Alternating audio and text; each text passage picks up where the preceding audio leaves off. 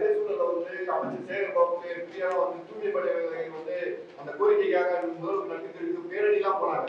இந்த தூய்மை பணியாளர்கள் உங்களுடைய ஆட்கள் அவங்க தான் அந்த பேரணிலாம் போகுது. அவங்களுக்கு எல்லாம் சொல்லுங்க இருக்கீங்களா உங்களுடைய பக்கம் என்னங்க? இல்ல அந்த பேரணியில போனவங்க உண்மையாவே தூய்மை பணியில் ஈடுபட்ட உங்களுடைய சங்கத்தை சார்ந்தவர்களா அல்லது வெளியில இருந்து ஆட்களை கூட்டு வந்து செட்டிங் போட்டது நாடகமானாங்களா அப்படின்னு கேட்க வர்றாரு.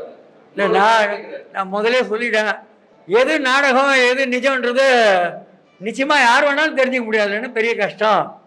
அப்ப சண்டை நாங்க போராட்டம் தொடரோன்றோம். போராட்டம் தொடரணும்னு சொன்னவங்க நன்றி தெரிவிச்சு ஊர்வலம் போயிருக்க மாட்டோம். இல்லைங்க, அது தவறுங்க. அது